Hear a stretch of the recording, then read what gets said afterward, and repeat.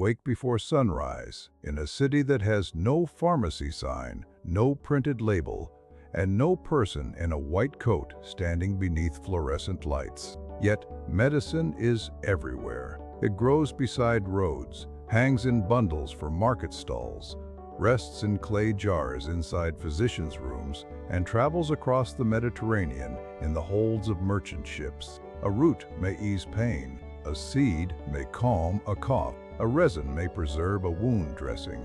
The same substances, prepared carelessly or taken in excess, may cause delirium, paralysis, or death. This is the world of drugs in ancient Greece and Rome. But the word drug needs care. The Greek word pharmakon could mean a remedy, a poison, or something whose nature depended on the way it was used. That ambiguity was not a linguistic accident. It expressed a basic truth of ancient medicine. A powerful substance did not arrive wearing a label that said good or evil. Its value depended on knowledge, circumstance, and dose. Popular imagination often takes a few vivid stories and turns them into an entire civilization. A mysterious cup at a secret initiation becomes proof that every Greek was searching for visions. A Roman emperor, surrounded by rumors of poison, becomes evidence that every banquet was a chemical battlefield. A reference to opium becomes a picture of an ancient world drifting through a permanent narcotic haze. The surviving evidence does not support that picture. Most people in Greece and Rome spent their lives working. They farmed, sailed, built, traded, served in households, raised children, marched with armies, and repaired the same roof for the third time because Mediterranean rain had once again discovered a personal grievance against clay tiles. Medicines mattered because illness interrupted that work. Pain mattered because there was no modern anesthesia. Sleep mattered because fever, grief, and injury did not become less exhausting simply because neuroscience had not yet been invented. The ancient search for relief was practical. It was also uncertain. Healers possessed generations of observation, but they lacked controlled trials, modern toxicology, standardized manufacturing, and a clear understanding of microbes or the nervous system. Some remedies worked.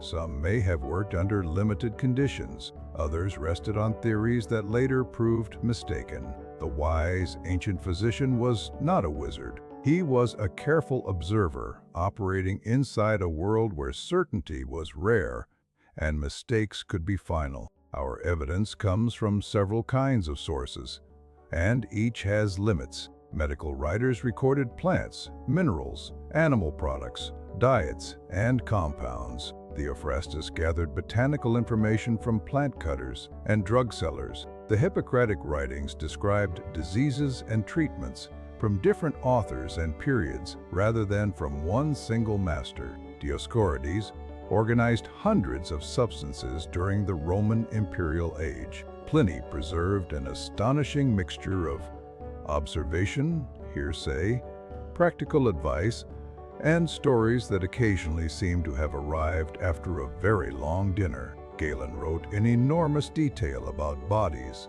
mixtures, and medicines, while also interpreting them through theories that dominated medicine for centuries. Archaeology adds another voice. Seeds, pollen, storage vessels, medical instruments, shipwreck cargoes, inscriptions, and residues can reveal trade and use. But a poppy image on a vase does not automatically prove that the vessel once contained opium. A plant found at a settlement does not tell us whether it was eaten, burned, worn as an amulet, or ignored as a weed.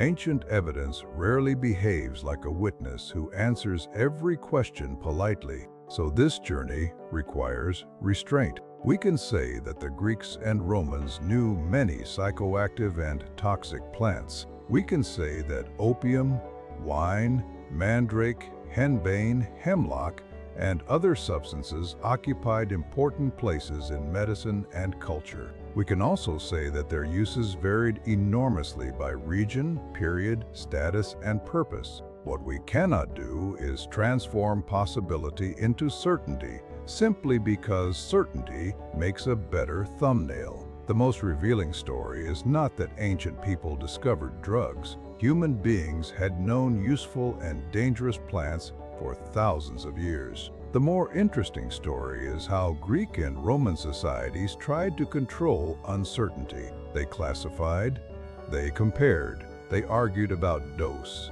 they warned against excess, they mixed remedies with religious practice, household knowledge, professional medicine, trade, law, and philosophy.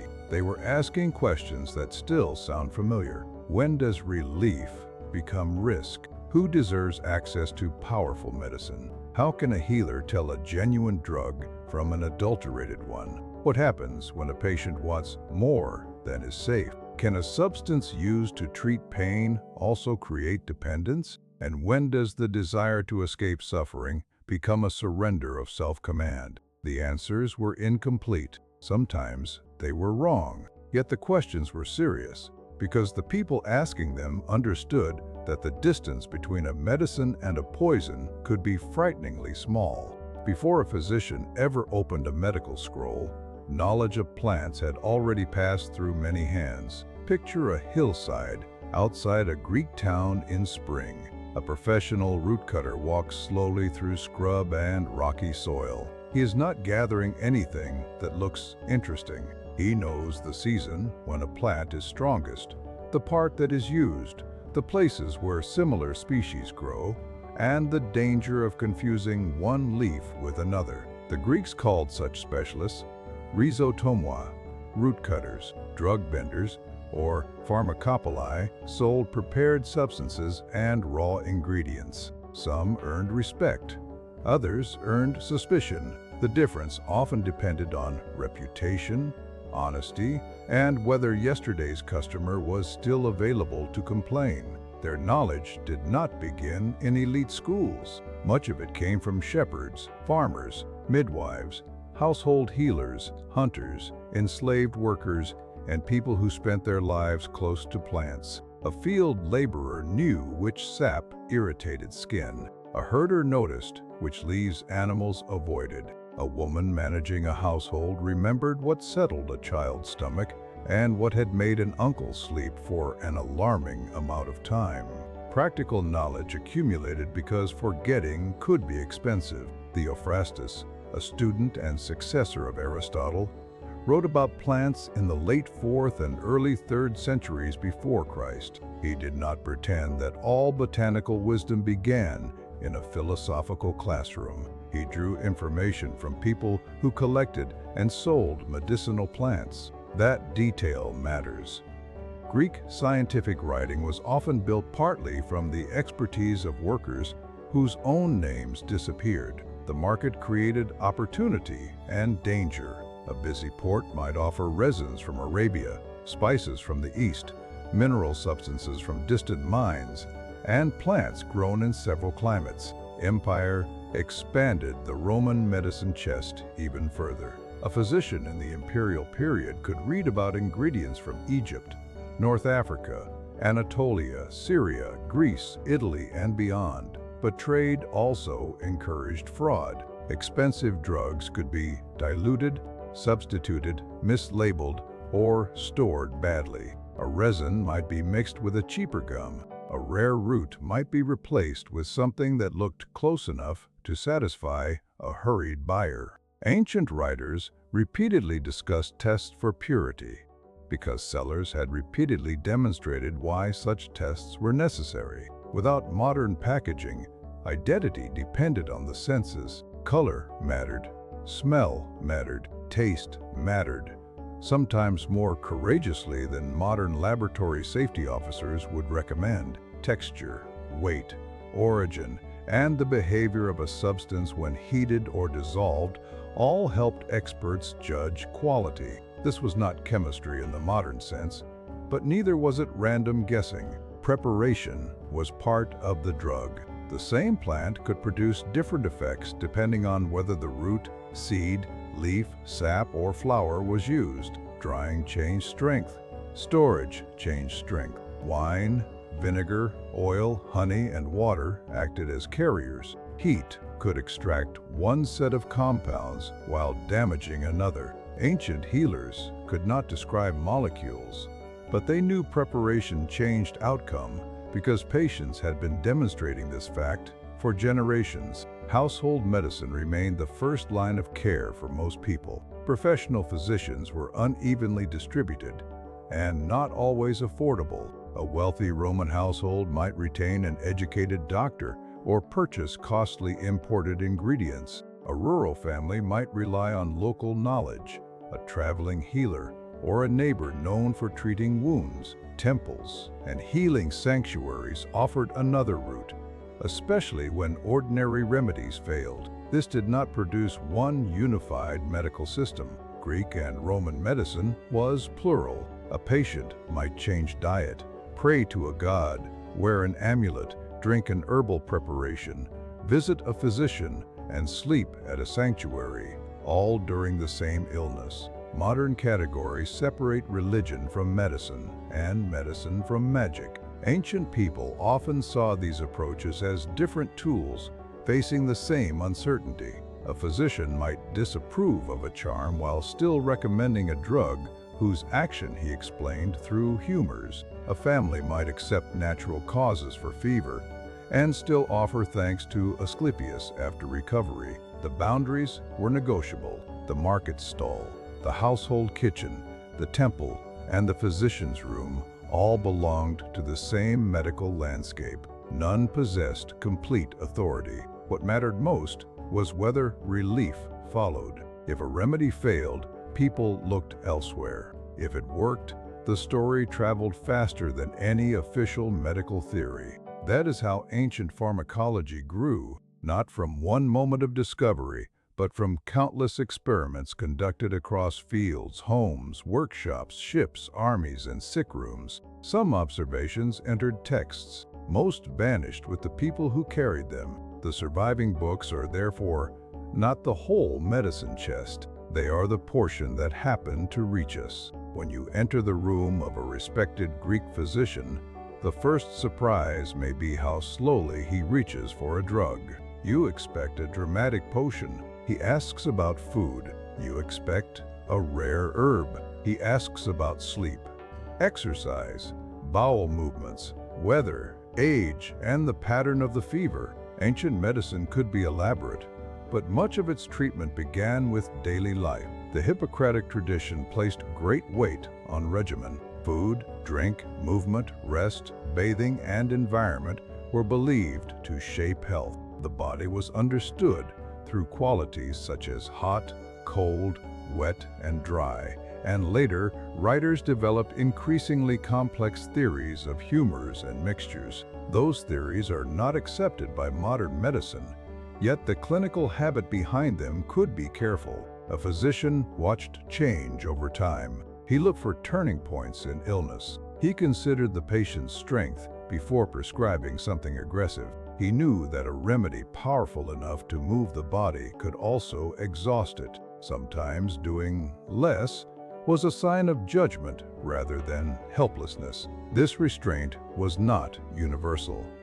Ancient literature contains miracle sellers, overconfident practitioners, and people who promised too much. Every age produces someone willing to declare that one product improves digestion, restores hair, strengthens memory, attracts romance, and possibly repairs damaged furniture. The ancient marketplace simply used clay jars instead of sponsored links. Serious medical writers criticized such claims. They distinguished between experienced practitioners and performers. They argued over methods, schools, and theories with an energy that proves professional disagreement did not begin at modern conferences. Yet many shared a common respect for dose. Dose was difficult because ancient measures were not perfectly standardized across every region and period.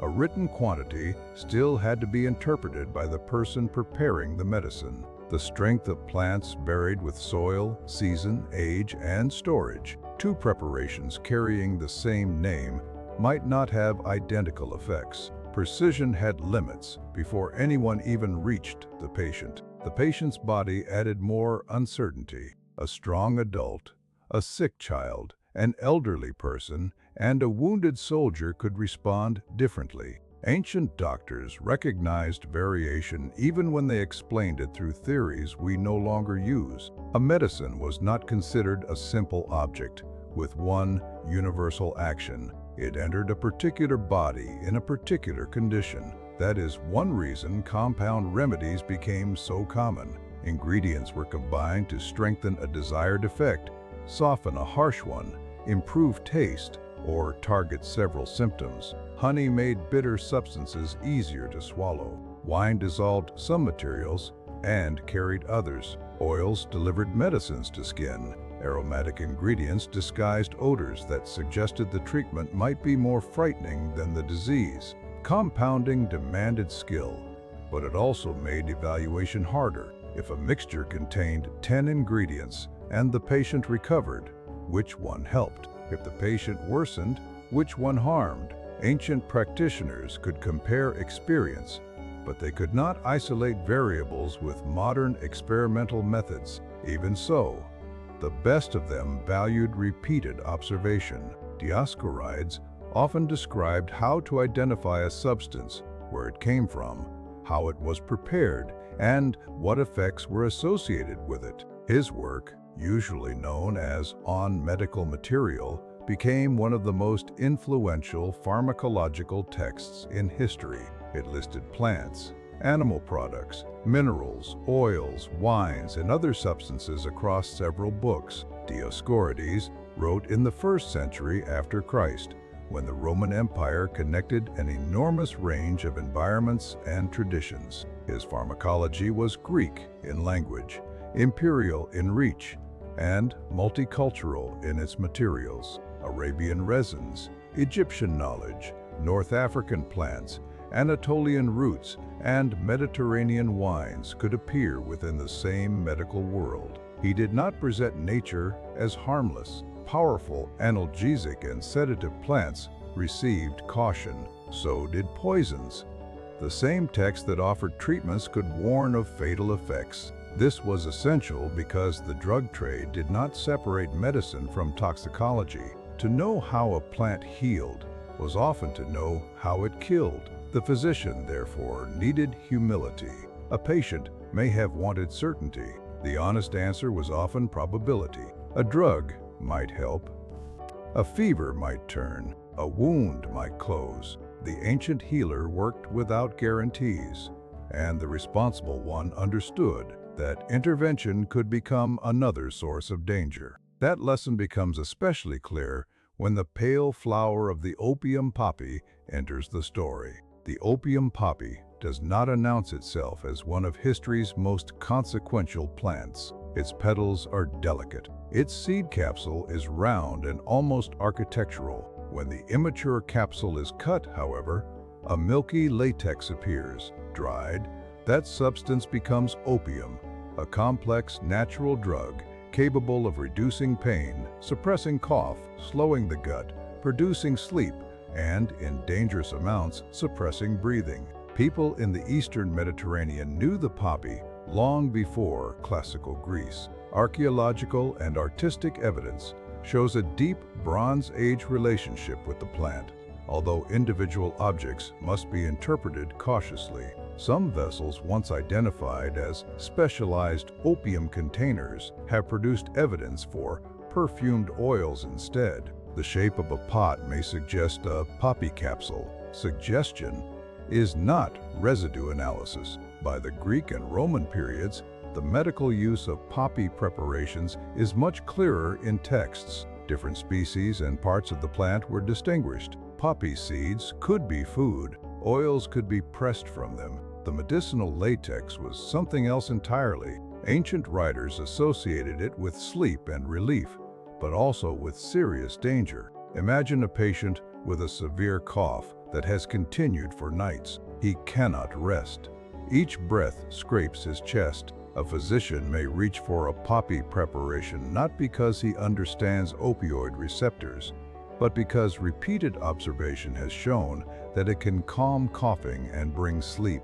Another patient suffers violent intestinal illness. The same drug's constipating effect may seem useful. A wounded soldier faces the cleaning of a deep injury. Relief from even part of the pain could matter enormously. This is where modern readers must resist a comfortable fantasy. Opium was not modern anesthesia. A measured preparation might dull sensation or make a patient drowsy.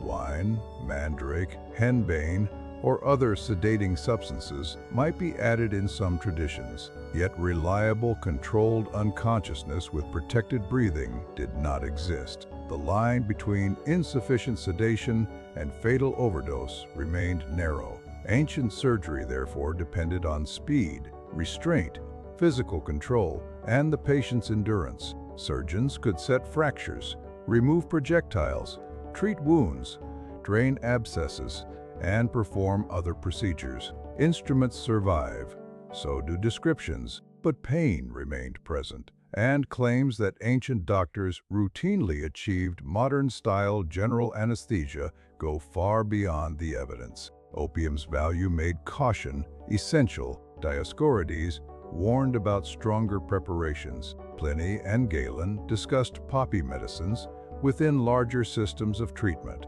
Galen's writings indicate broad medical familiarity, but this does not prove casual mass consumption throughout the empire. Medical prominence is not the same as recreational normality. Access also varied. A city physician connected to trade could obtain ingredients that a remote household rarely saw. A military medical service might keep useful drugs for serious injury. An elite patient could pay for a complex compound. The poor relied more heavily on local, inexpensive care. The ancient Mediterranean was linked by trade, but it was not a single pharmacy with equal shelves in every village. How often did people misuse opium? The honest answer is that the evidence is limited. Ancient authors recognized poisonous doses. Some medical writers understood that repeated use could become problematic, and later, traditions certainly discussed habituation. Yet the surviving Greek and Roman record does not allow us to calculate rates of dependence or describe an ancient opioid crisis in modern terms. The absence of detailed diagnosis is not proof that dependence never occurred. Any society using opioids can encounter tolerance, escalating use, and withdrawal. But history requires more than biological possibility. It requires evidence. Ancient moralists wrote far more extensively about drunkenness than about compulsive opium use, suggesting that wine was the more visible social concern. That difference makes sense. Wine was daily, social, public, and economically enormous. Opium was more specialized. It appeared in medicine, compounds, and perhaps occasional non-medical use, but it did not organize civic life in the same way as the vineyard and symposium. The poppy nevertheless acquired symbolic power. It appeared with deities connected to sleep, night, death, fertility, and agriculture. Its seed-rich capsule represented abundance. Its sedating latex suggested sleep's closeness to death. Ancient art could use the same plant to speak about nourishment and oblivion. For the patient, symbolism was secondary. What mattered was whether pain eased. A body injured in battle did not care that future scholars would debate the cultural meaning of the capsule. A mother listening to a child cough through the night wanted rest. A person with severe diarrhea wanted the body to stop emptying itself. Ancient drug history becomes most human at this level, where a celebrated substance entered an ordinary room because someone was suffering. It also becomes most dangerous. The physician could not measure active alkaloids. Strength varied. An adulterated preparation might be weak, contaminated, or unexpectedly potent. A cup administered to help someone sleep could become a final dose. That is why opium belongs at the center of this story. It demonstrates ancient pharmacology at its best and worst. Careful observation discovered genuine effects. Medical tradition preserved useful applications. Trade spread access. Theories attempted to explain action, but no system could eliminate uncertainty. The same sap could be mercy, mistake, or murder. The poppy did not decide which one. People did. If opium was the famous sedative of the ancient medicine chest, mandrake was its most theatrical resident. The plant's forked root sometimes resembles a rough human figure, especially after imagination has been given several centuries to improve the resemblance. Legends gathered around it. So did medical uses. The screaming mandrake story is better known from later traditions, but ancient writers already surrounded the plant with ritual and caution. Theophrastus reported elaborate harvesting practices associated with root cutters. Some may have been religious, some may have helped protect professional secrets, some may simply have encouraged customers to believe that an expensive root required exceptional expertise. Whatever the ceremony, the danger was real. Mandrake contains tropane alkaloids that can produce dry mouth, blurred vision, rapid heartbeat, confusion, hallucinations, delirium, and unconsciousness. A small change in exposure can produce a large change in effect. Ancient physicians did not know the chemical names. They knew the consequences. Dioscorides described mandrake preparations for pain and before cutting or cautery. Pliny also associated it with insensibility before procedures. These passages are important evidence for attempts at surgical sedation. They are not evidence of safe, standardized anesthesia. Picture the problem facing a healer: too little, and the patient remains fully aware during an agonizing procedure. Too much, and the patient may become dangerously delirious, collapse, or never wake. There is no pulse oximeter, no oxygen supply, no airway equipment, and no antidote team waiting behind a curtain. The treatment requires courage from everyone involved, including the person measuring it. Henbane belonged to the same dangerous family of medicines. Ancient authors described its pain-relieving and sedating qualities, but also its ability to disturb the mind. Different species varied.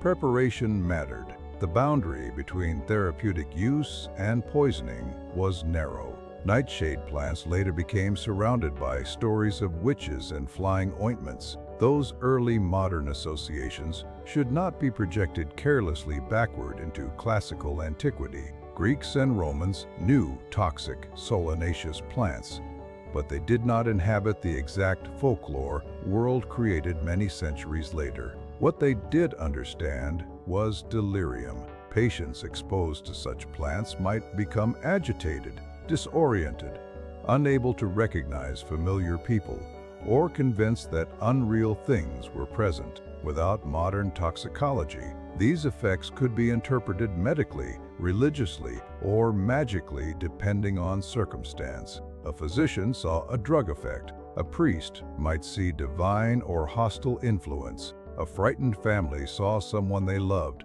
speaking to people who were not in the room. The experience did not wait for society to agree on terminology. Hemlock offers a different lesson. It is remembered because of the death of Socrates, described most famously in Plato's Phaedo. The condemned philosopher drinks the prepared poison, walks until his legs grow heavy, and gradually loses sensation as paralysis moves upward. Scholars have long discussed how closely this literary account matches actual hemlock poisoning. It is a philosophical death scene, not a modern clinical report. Yet hemlock was genuinely poisonous and known as such. It also appeared in medical contexts because ancient pharmacology repeatedly approached dangerous substances rather than avoiding them entirely.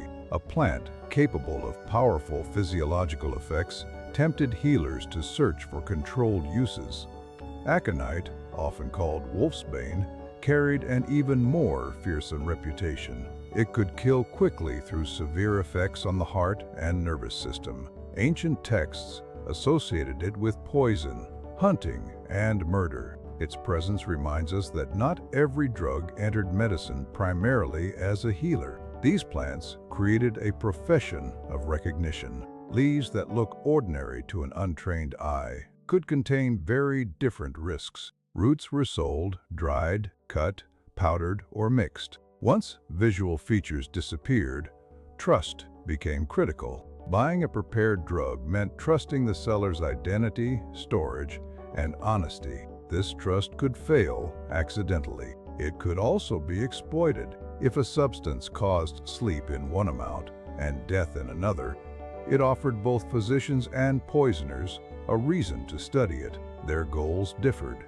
Their knowledge overlapped. Ancient pharmacology, therefore, developed beside ancient toxicology. Medical writers described symptoms of poisoning and proposed countermeasures. They advised vomiting, purging, warming, cooling, wine, oils, and complex compounds depending on the theory and toxin. Some interventions may have helped in limited cases. Others probably added further stress to a body already in danger. The central principle was dose, but dose was not a number floating outside history. It depended on uncertain weights, variable plant strength, the method of preparation, the patient's condition, and the timing of treatment. A careful prescription could still fail. It is tempting to laugh at stories of ritual harvesting or strange antidotes. The safer response is humility. Modern medicine possesses standardized drugs, analytical chemistry, clinical trials, emergency care, and pharmacovigilance. Yet medication errors and poisoning still occur. Ancient healers worked without those protections while handling plants that remain dangerous today. Their caution was not superstition simply because their explanations were incomplete. Sometimes, a frightening ritual communicated a practical message. Do not touch this casually. Do not harvest it without training. Do not assume that a natural substance is gentle. Nature had no obligation to make its most useful compounds easy to control. The ancient medicine chest was green, fragrant, and full of traps. No substance illustrates the difference between daily custom and dangerous excess more clearly than wine. In Greece and Rome, wine was drink, food, trade good, offering, medicine, solvent, status symbol, and social test. It appeared so often that modern visitors can mistake familiarity for simplicity. Greek wine was commonly mixed with water, especially at formal drinking gatherings. The crater, a large mixing bowl, stood at the center of the symposium. A chosen leader could influence the mixture and pace. Cups moved through a social world governed by rank, conversation, performance, and expectation. Drinking unmixed wine was often described by elite Greek authors as barbaric or reckless. This claim expressed cultural identity more than universal behavior. Greeks defined civilized drinking through mixture and control, then wrote many stories about what happened when control quietly left the room. The symposium was not an ordinary gathering of the entire population. It was associated especially with male citizens and elites, although entertainers, enslaved attendants, and courtesans were present under very different conditions. Women participated in other drinking settings, religious festivals, households, and communities. Ancient alcohol culture was broader than one famous room of reclining men. Wine also served medicine. It could carry herbal ingredients, clean surfaces to some degree, stimulate appetite, calm a patient, or make an unpleasant remedy easier to swallow. Different wines were assigned different qualities. Age, sweetness, region, color, and strength mattered to writers who treated the wine list with a seriousness modern restaurants would recognize immediately. Dioscorides devoted substantial attention to wines and wine-based preparations. Physicians selected varieties according to their theories of the patient's condition. Wine could warm, dry, nourish, bind, or open, depending on the system being used. These classifications are not modern pharmacology, but wine's solvent and antiseptic properties gave some preparations practical effects beyond theory. A common myth claims ancient people drank wine or beer because water was generally unsafe. The reality is more complicated. Greeks and Romans drank water. Cities invested heavily in springs, fountains, wells, cisterns, and aqueducts. Ancient authors judged water sources by taste, movement, origin, and appearance. Contamination certainly occurred, but wine was not a universal substitute for water. Mixing wine with water reduced alcoholic strength. It did not automatically sterilize every cup. Some mixtures may have lowered microbial risk under certain conditions, especially with stronger wine and thyme, but daily practice cannot be reduced to a single safety explanation. Wine was consumed because it was culturally important, pleasurable, caloric, tradable, and useful. It made meals social. It connected humans with gods through libation. It marked status and hospitality. It also intoxicated, which ancient moralists never stopped noticing. Comedy portrayed drunken mistakes. Philosophers discussed mastery of appetite. Physicians warned about excess. Roman moralists criticized luxury and the loss of self-control. The concern was not simply that alcohol damaged the body. It could expose character, dissolve dignity, and make a citizen governable by desire rather than reason.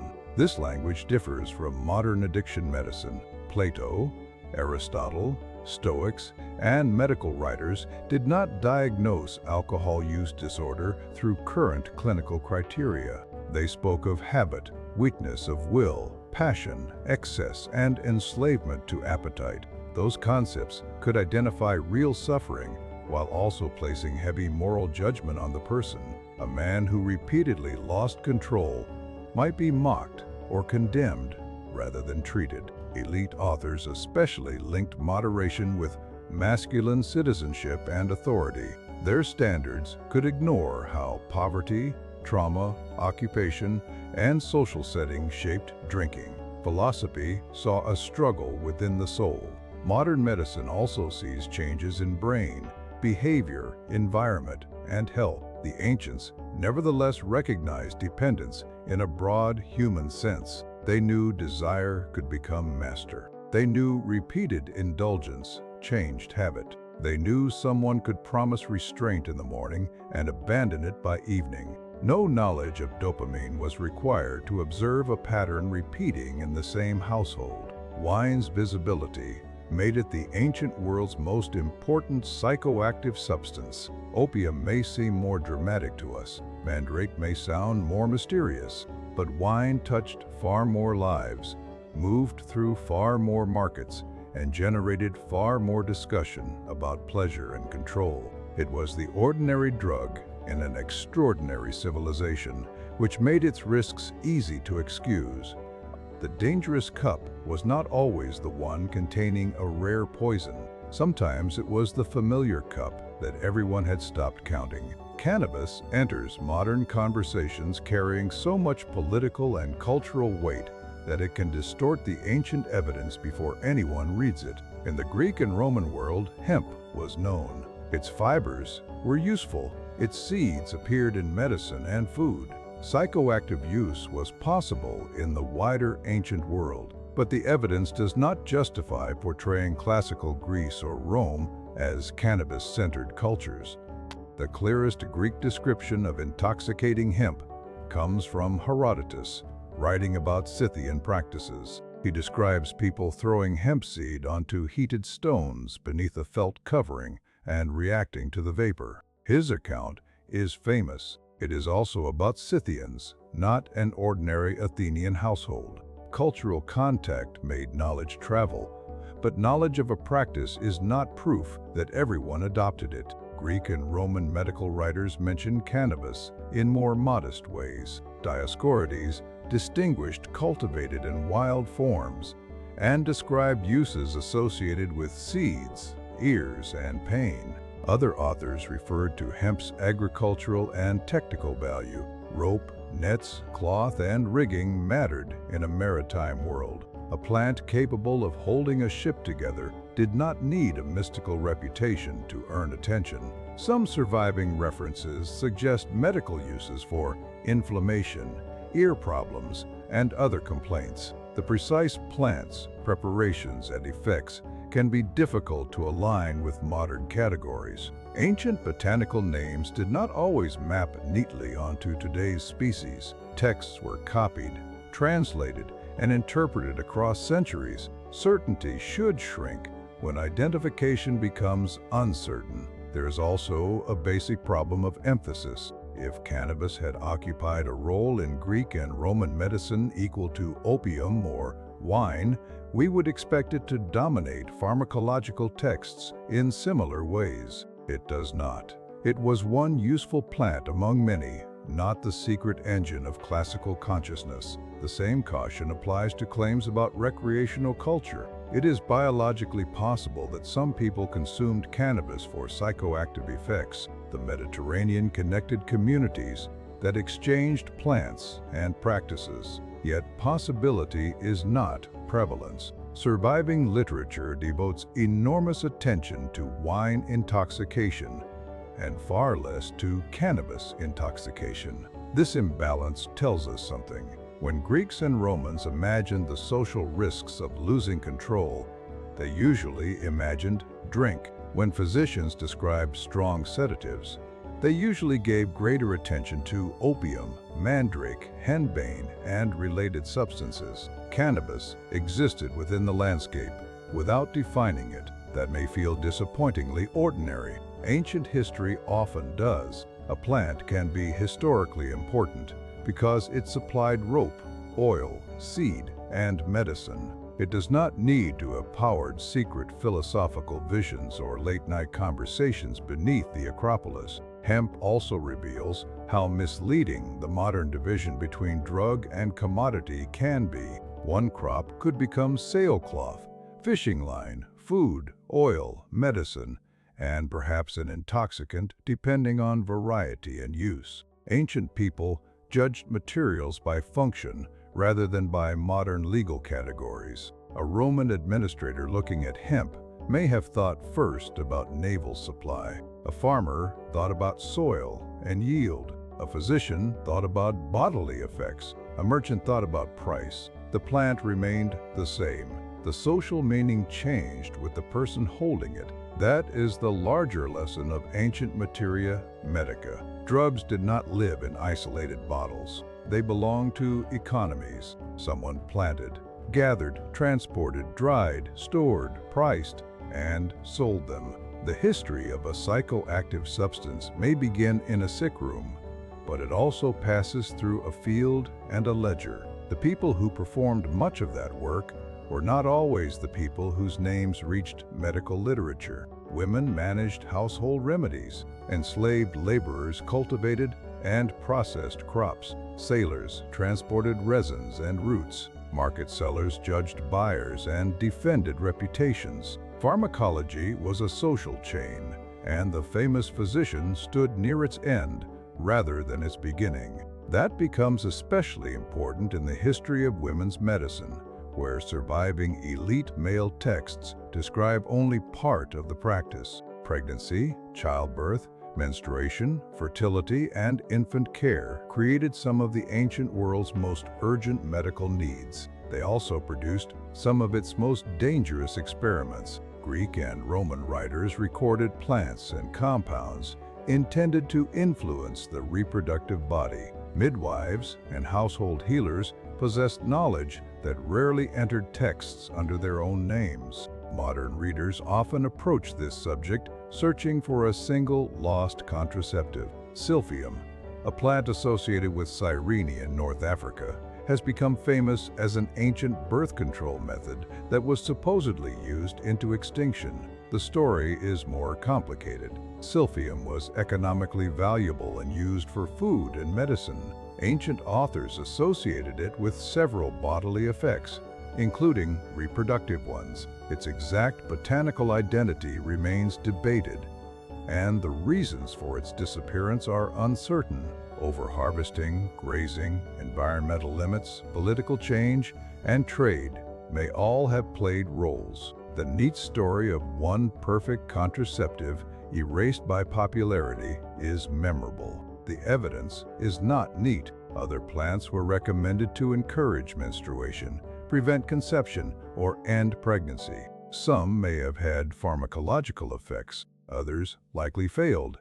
Several were toxic. Ancient medicine did not possess a safe, reliably dosed oral contraceptive. A remedy that altered uterine activity could also cause hemorrhage, organ damage, or death. The texts themselves may hide social realities. A male physician recording a recipe does not tell us who actually prepared it, who requested it, whether the patient consented, or how often it was used. Women sought control over fertility in societies where pregnancy was physically dangerous and family structure shaped survival. Their decisions took place under legal, religious, and household pressures that varied across centuries and communities. Pain relief in childbirth was limited. Poppy and sedating plants were known, but strong drugs could endanger both mother and infant. Most births relied on midwives, positioning, massage, heat, oil, encouragement, and practical skill.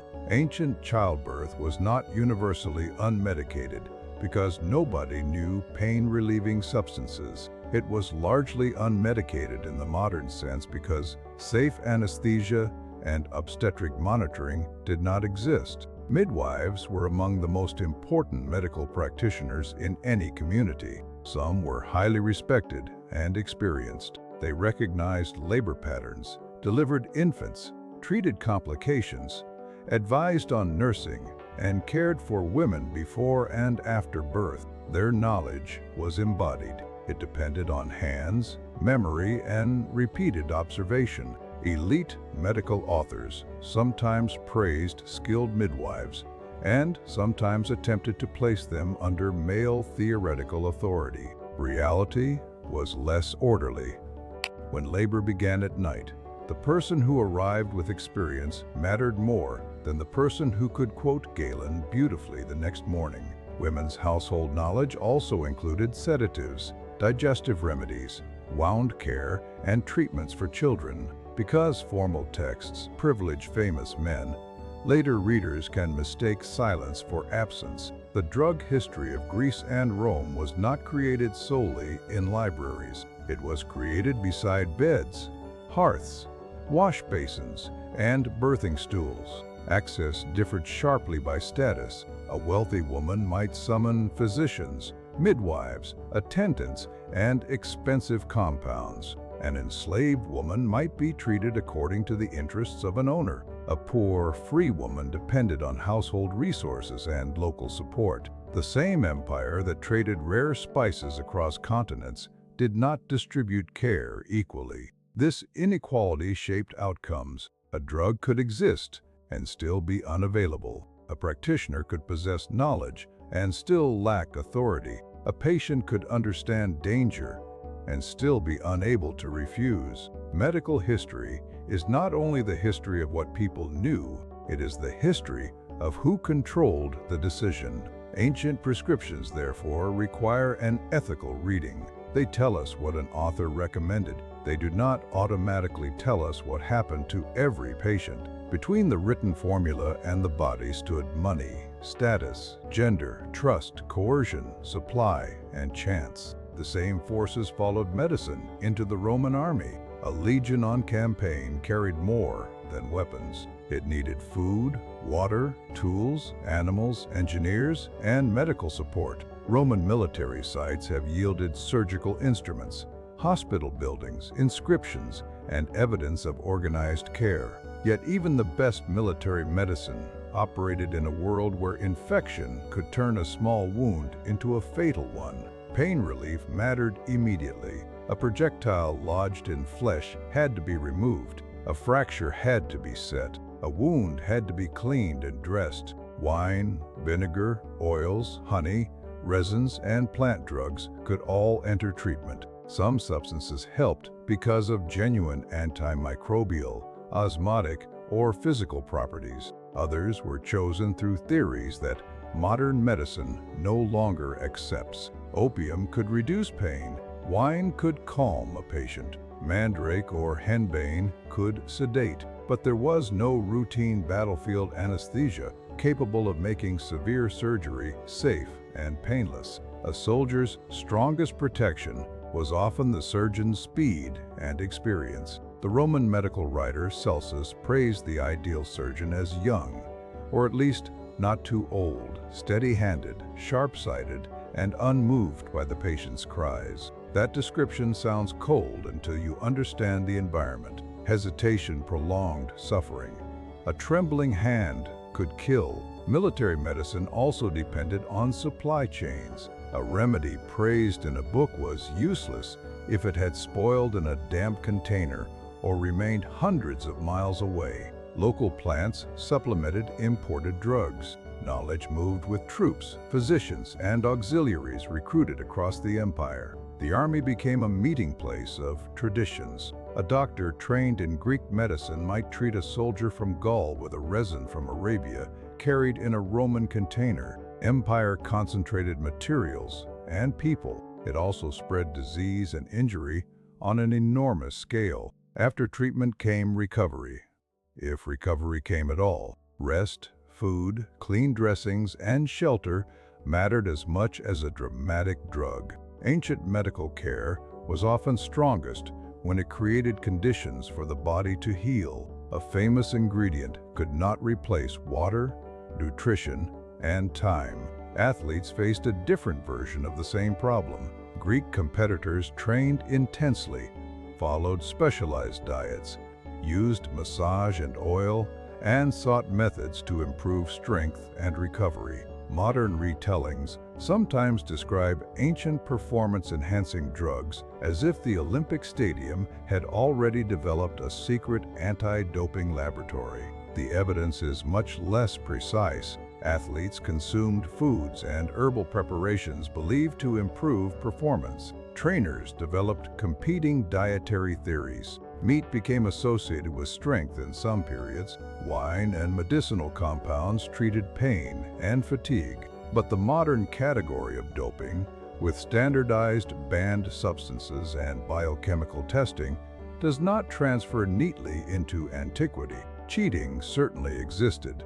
Bribery, false starts, corruption, and broken rules brought fines and public shame. Athletes wanted every advantage because victory offered status, rewards, and lifelong honor. Yet we should not turn every tonic into an ancient steroid. Some preparations may have stimulated or sedated. Others probably did little beyond providing calories or confidence. The placebo effect did not wait for a Latin name. If a trainer promised that a bitter mixture carried the strength of Heracles, an athlete might feel something even when the plant itself contributed mostly regret. What athletes and soldiers shared was a body under pressure. Pain could be warning, obstacle, or proof of endurance. Drugs offered relief, but relief could conceal injury. A runner who dulled pain might worsen damage. A soldier sedated too heavily could not return to duty.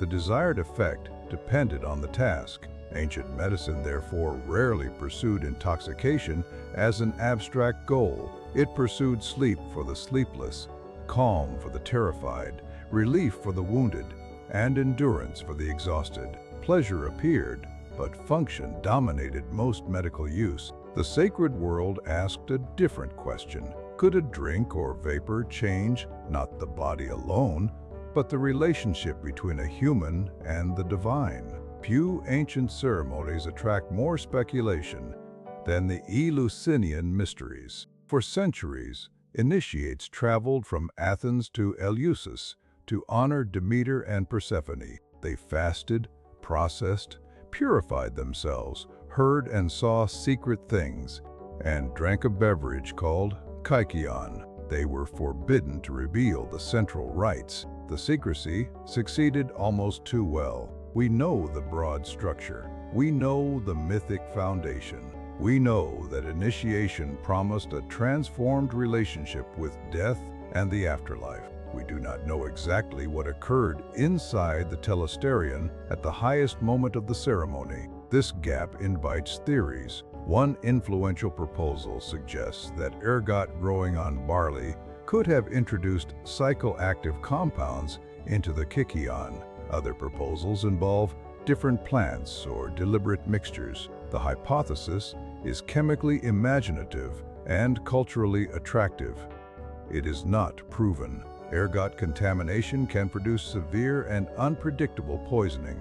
Creating a reliable, visionary drink from it would require knowledge and control for which direct evidence is lacking. The surviving description of kykeon in the Homeric hymn to Demeter names water, barley meal, and pennyroyal. That does not rule out ritual variation, but it does not establish a hidden psychedelic recipe. The ceremony itself already contained powerful psychological elements. Participants prepared for months. They fasted.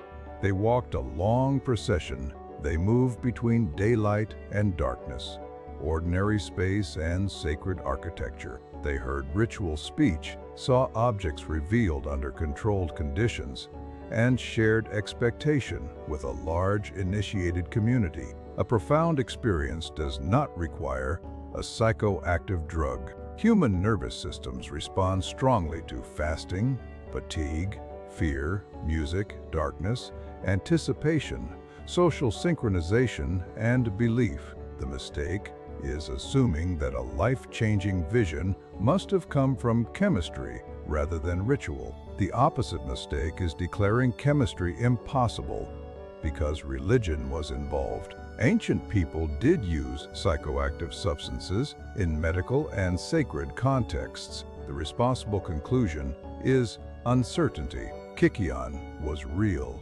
Its basic ingredients are partly known. A psychoactive addition remains a debated hypothesis rather than established fact. That uncertainty does not weaken Eleusis. It restores the scale of the human achievement. Thousands of initiates participated across centuries, and many reported a changed attitude toward death. Whether the transformation came from drama, theology, community, sensory design, exhaustion, a drink, or some combination, the result belonged to an entire ritual system. Reducing Eleusis to one secret molecule is like explaining a symphony by identifying the wood used in a violin. Material matters.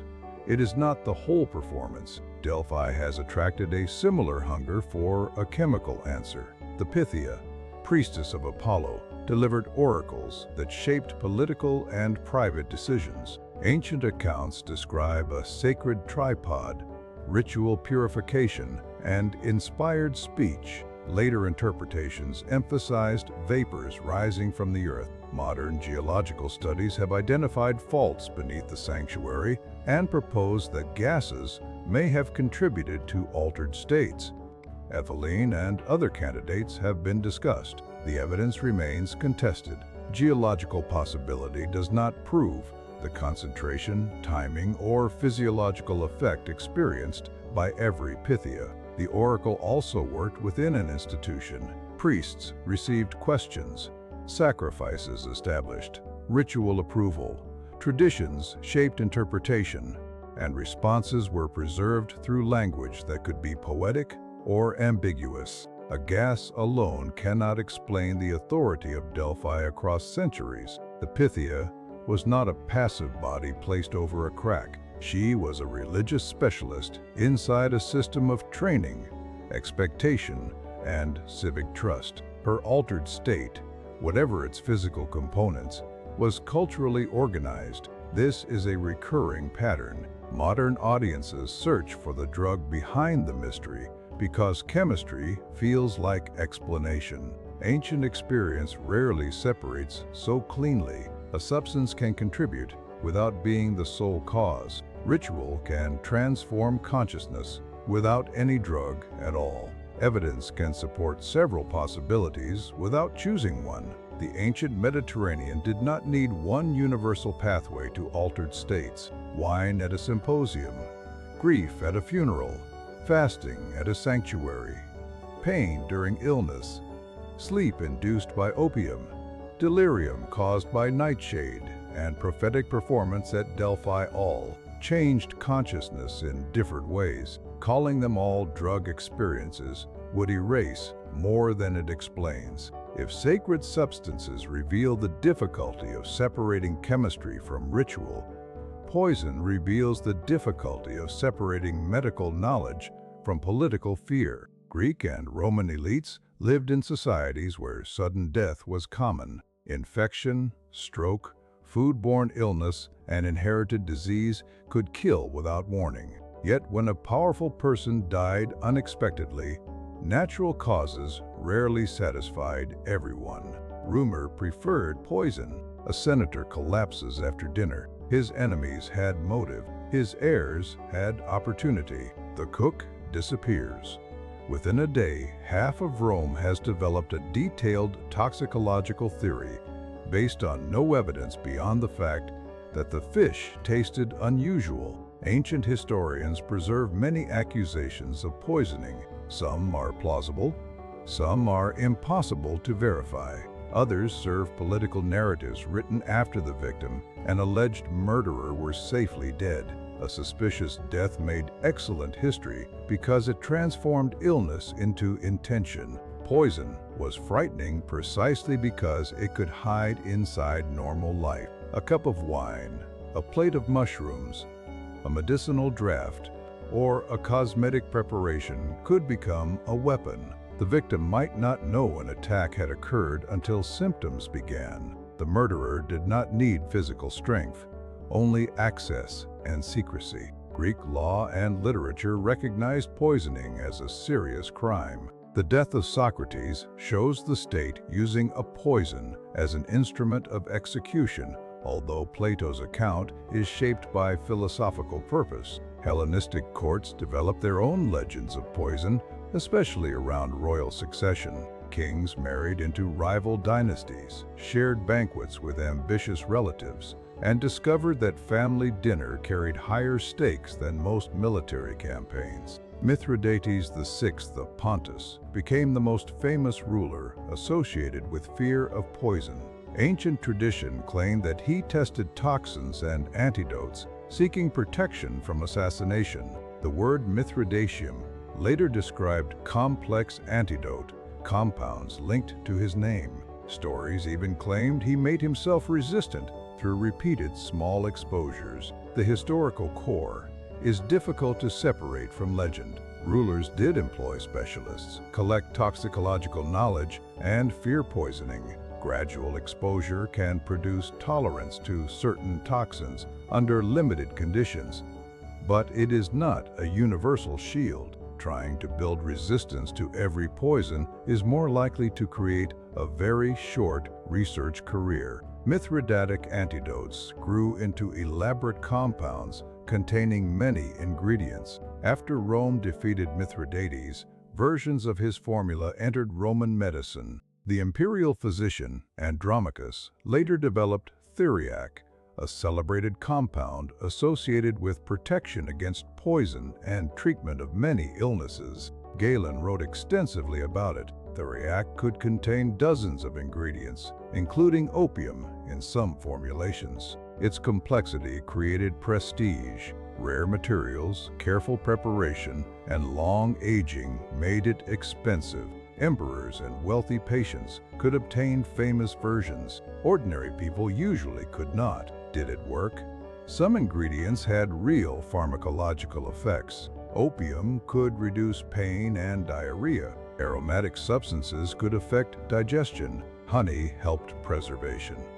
But a mixture sold as a broad antidote against many unrelated poisons could not reliably perform every claim made for it. Its reputation rested on tradition, authority, and the psychological comfort of possessing the best medicine money could buy. Theriac also demonstrates a persistent medical problem. A compound with many ingredients is difficult to test. If someone survives poisoning after taking it, the medicine receives credit. If someone dies, supporters can argue that the poison was too strong, the dose too late, or the preparation counterfeit. A famous remedy can become resistant to failure because every outcome is explained after the fact. Counterfeiting became a serious concern. Prestigious compounds were prepared publicly in some later settings to guarantee ingredients and process. Official supervision attempted to create trust. Ancient and later societies understood that medical branding attracted imitation long before anyone printed a trademark. In Imperial Rome, the most notorious poisoner was Locusta. Ancient authors connected her with the reigns of Claudius and Nero and portrayed her as a specialist used in political murder. According to hostile accounts, she helped prepare poison for Britannicus and received protection from Nero. The exact details come through authors who wrote with moral and political agendas, but the story reflects a real Roman fear. Technical knowledge could be purchased by power. Locusta became almost a literary symbol. She embodied the nightmare of medicine turned inside out. The healer studies plants to preserve life. The poisoner studies the same plants to control death. Both watch symptoms. Both understand preparation. Only purpose separates them. Roman law tried to address this danger. Legislation against poisoners and assassins recognized harmful drugs, although the Latin category, venenum, could also have broad meanings depending on context. Law faced the same ambiguity as Greek pharmakon. A substance could be medicine, charm, cosmetic, aphrodisiac, or poison. Intent and outcome mattered. The elite responded with food tasters, trusted servants, guarded kitchens, and antidotes.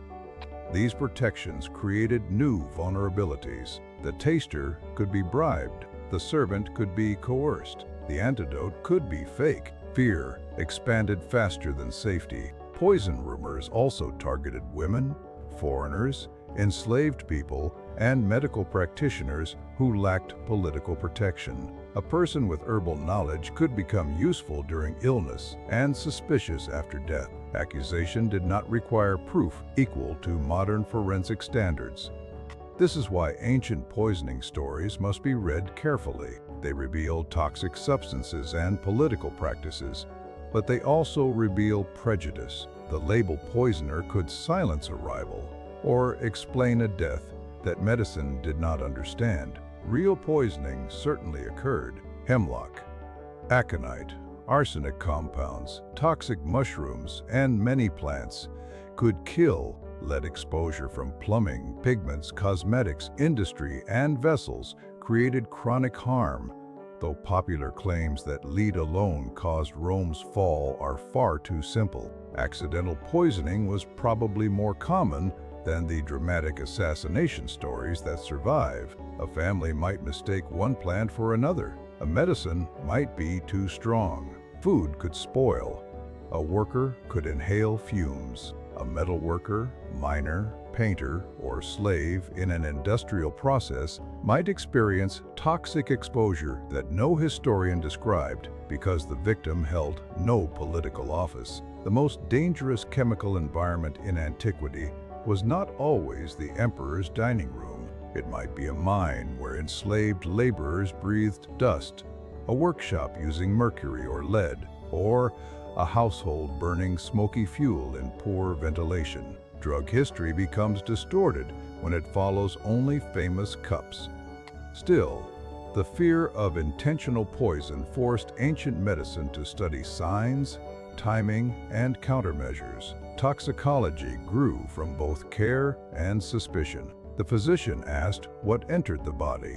The judge asked who provided it. The historian asked who benefited. Sometimes all three questions pointed toward the same dinner guest. The ancient concern with poison leads directly to a broader question. How did Greeks and Romans understand repeated use, craving, and dependence? They had no modern diagnosis of addiction. That does not mean they were unable to recognize loss of control. Ancient moral philosophy devoted enormous attention to appetite. The Greek term akrasia described acting against one's better judgment through weakness of will. Plato compared the ordered soul with one ruled by competing desires. Aristotle analyzed habits and choices. Stoics argued that freedom required independence from passions and external comforts. These ideas were not medical models of addiction.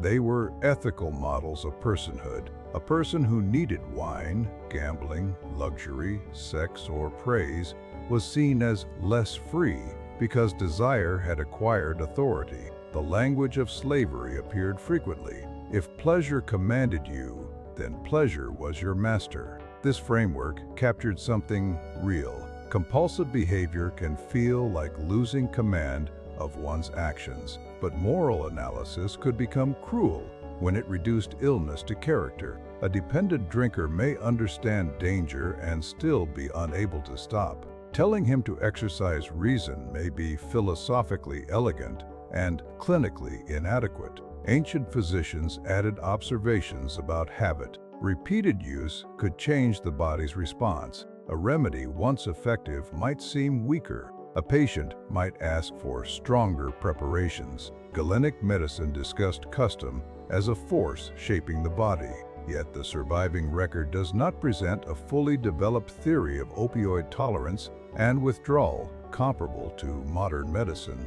Wine generated the clearest social descriptions. Comedy, satire, biography, and philosophy portrayed people who drank excessively, neglected duties, became violent, or lost dignity. Some texts treated drunkenness as temporary foolishness. Others described persistent habits. Roman elite culture could condemn excess in public while celebrating banquets that made excess remarkably convenient. Class shaped judgment. A wealthy man drinking rare wine in a decorated dining room might call his behavior leisure. A poor man drunk in the street became disorder. The substance was similar. Reputation changed the diagnosis. Gender shaped it too. Elite literary norms often permitted men greater access to wine while viewing women's drinking with suspicion. Roman traditions about female abstinence or restriction were inconsistent across time, but moral stories used women's drinking as evidence of sexual and household disorder. These stories tell us as much about male anxiety as about actual consumption. Enslaved people could be punished for intoxication while being required to serve drink for others. Soldiers faced rules tied to discipline. Priests and initiates followed ritual limits. Doctors judged patients through status and character. There was no single ancient attitude toward intoxication, nor was abstinence the only ideal. Greek moderation usually meant controlled use, not rejection of wine. A symposium demonstrated civilization by regulating the mixture and pace. The Roman convivium displayed hospitality and hierarchy through shared drinking. Refusing entirely could be interpreted as virtue, illness, foreignness, or social awkwardness depending on the room. This culture of moderation could hide harm. If everyone agrees that respectable drinking is controlled, the person losing control may conceal it to protect status. Families manage the consequences privately. Medical texts record the theory, while domestic suffering leaves little trace. Opium dependence is even harder to see. Medical use could continue for chronic pain, diarrhea, cough, or sleeplessness. A patient might become habituated, yet texts rarely provide personal histories detailed enough to distinguish long treatment, tolerance, craving, and withdrawal. Modern authors sometimes fill this silence with confident claims in both directions. One side imagines widespread addiction. Another claims ancient societies used opium without significant problems because cultural rules were stronger. Neither conclusion is secure. Human biology was not different, but patterns of availability, concentration, route of administration, and social use were. Ancient opium was not purified, morphine, heroin, or a modern synthetic opioid. Potency varied, and common routes differed. This may have limited some risks compared with concentrated products, but it did not remove respiratory depression or dependence. Medical availability may also have been narrower than later mass markets. The safest conclusion is modest. Greeks and Romans possessed substances capable of dependence. They recognized habits that overpowered judgment. They warned about repeated pleasure and excessive medicine. They did not build the same diagnostic, legal, or treatment systems used today. Their central concern was self-mastery. Ours includes self-mastery, but also neurobiology, trauma, public health, social environment, and evidence-based treatment. The ancient vocabulary can illuminate the experience of compulsion. It should not replace modern care. The history of drugs becomes most misleading when it turns moral language into proof that ancient people had already solved a problem we still struggle to understand. They had not solved it. They had simply noticed it. Behind every ancient drug stood an economy. The poppy required land. Wine required vineyards, presses, storage, transport, and labor. Arabian incense crossed deserts and seas. Indian spices moved through long chains of merchants. Egyptian materials entered Greek recipes. Plants from Anatolia reached Roman markets. Pharmacology followed routes of conquest and commerce. The Roman Empire made an extraordinary variety of substances available to elite practitioners. Roads connected provinces. Ports handled amphorae, sacks, jars, and sealed containers. Greek remained a major language of medicine even under Roman rule. Knowledge traveled with migrants, soldiers, enslaved specialists, diplomats, and books. Dioscorides' work reflects this world. His Materia Medica was not a purely local herbal. It was an imperial inventory shaped by cultural exchange. He drew on earlier Greek writers, practical experts, and substances from many regions. Later readers sometimes called this tradition Greek medicine, but its materials and contributors were far wider. Trade created prestige. A rare ingredient from far away could command a high price and acquire a reputation partly because of distance. Exotic origin has always been an effective form of medical advertising. If a resin crossed 3 deserts and survived 2 shipwrecks, buyers understandably hoped it did something impressive. Local ingredients remained essential. Most care depended on plants and materials available nearby. A village could not wait for a caravan from Arabia every time someone developed indigestion. The ancient pharmacy combined ordinary herbs with luxury substances in a hierarchy of access. Urban markets offered greater choice, but also greater anonymity. In a small community, the healer's reputation developed over years. In a large city, a persuasive stranger could sell a preparation and disappear. Regulation existed in forms that varied by place and period, but there was no unified imperial agency testing every batch. Quality control therefore relied on professional networks, sensory knowledge, texts, and trust. Medical writers described signs of good and bad material. Buyers learned regions associated with particular drugs. Containers could be sealed or marked. None of these methods eliminated fraud. Prices shaped prescriptions.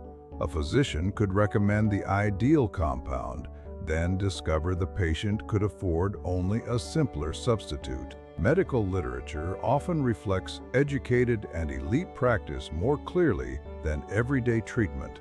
The best documented medicine may not have been the most common medicine. Enslavement ran through this economy. Enslaved agricultural workers cultivated estates. Enslaved porters moved cargo. Enslaved household workers prepared food and medicines. Some enslaved people were highly trained physicians, especially in Rome, where Greek medical expertise could be acquired through conquest and trade in human beings. A skilled enslaved doctor might treat a wealthy household while lacking control over his own life. Roman medicine could honor knowledge and deny freedom to the person carrying it. That contradiction should remain visible whenever we admire imperial medical sophistication. The empire also extracted plants and minerals through dangerous labor. Mines supplying medicinal and cosmetic minerals could destroy workers' health. Resins and aromatics reflected long-distance networks that enriched merchants and states. A beautiful jar in a physician's room concealed many hands. Drugs, therefore, revealed power. The wealthy could purchase rare compounds, retain physicians, and retreat to comfortable spaces for recovery. The poor often continued working while ill. Enslaved people received treatment according to economic value and household priorities. Soldiers might access organized care because the state needed them functional. Medicine did not float above society. It reproduced society's inequalities. It also offered opportunities. Drug sellers, midwives, healers, and physicians could build reputations.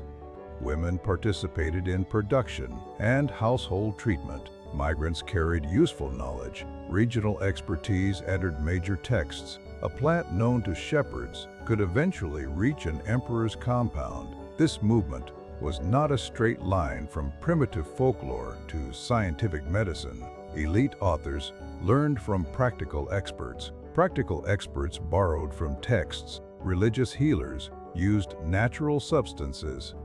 Physicians accepted remedies surrounded by ritual. Knowledge circulated, changed, and accumulated unevenly. The Mediterranean was less a single medical system than a conversation conducted in many languages, through many bodies, and under very unequal conditions. Drugs did not only treat wounds and fevers, they entered the quieter problems of ancient life: sleeplessness, grief, fear, agitation, and a mind that would not settle. Greek and Roman physicians described emotional and mental disturbances through bodily theories, personal history, and environment. Their categories do not match modern diagnoses, but their patients experienced recognizable suffering. A person who could not sleep might receive advice about routine, food, bathing, exercise, massage, music, and the sleeping room before a strong sedative was considered. This sequence mattered. Poppy, mandrake, and henbane could induce sleep, but sleep created by a dangerous drug was not automatically healthy rest. Ancient physicians distinguished causes. Pain kept one patient awake. Fever kept another awake. Grief disturbed a third. A person in a manic or delirious state required different care from someone anxious after a loss. The explanations might invoke humors, heat, black bile, or bodily mixtures. Yet the clinical impulse was to ask why the symptom appeared. Baths became part of this therapeutic world. Warm water, oil, massage, quiet, and social withdrawal could relax a patient without introducing a toxic plant. Wealthy Romans accessed elaborate bath complexes. Poorer patients used simpler methods. The principle of changing the body's state through warmth and rest was widely understood. Music also appeared in accounts of healing and emotion. Rhythm, song, and instruments could calm, energize, mourn, or organize communal experience. Ancient authors sometimes described music's effects in almost medicinal terms. No tablet was required for a chorus to alter breathing and attention. This matters because modern retellings often assume that any altered state in antiquity came from a drug. Ancient people had many techniques for changing consciousness: fasting, sleep deprivation, dance, chanting, repetitive movement, theater, mourning, athletic exhaustion, sexual activity, prayer, and public spectacle. Chemistry was one pathway among many. A grieving person might drink wine to blunt feeling. Homeric poetry imagines a drug that brings forgetfulness of sorrow, given to Helen through Egyptian knowledge. Scholars have proposed identities for this nepenthe, including opium, but the poem does not provide a laboratory sample. Its significance lies in the fantasy of relief, so complete that grief cannot break through. The desire remains familiar. People do not always seek pleasure from drugs. Often they seek distance from pain. Ancient medicine could recognize this need without having a modern psychology of trauma. At the same time, physicians worried that repeated sedation weakened the body or masked the true disease. A drug that quieted symptoms might create the illusion of cure. If the underlying fever continued, sleep did not solve it. If grief came from loss, oblivion could postpone mourning without removing it. Mental disturbance also blurred medicine and religion. A person hearing voices or behaving unpredictably might be taken to a physician, sanctuary, family elder, or ritual specialist. Epilepsy famously attracted supernatural explanations. The Hippocratic work on the sacred disease argued that it had natural causes like other illnesses, though its own physiology was incorrect. That argument did not eliminate religion. Patients continued to visit healing sanctuaries of Asclepius. They slept in sacred spaces, hoping for dreams that revealed a cure. Inscriptions record gratitude for recoveries. Some stories are miraculous in form. Others involve surgery, diet, or ordinary treatment placed inside sacred narrative. Dream incubation created an altered state through expectation and sleep, rather than necessarily through drugs. A pilgrim purified himself, made offerings, entered the sanctuary, and waited for a god to appear in a dream.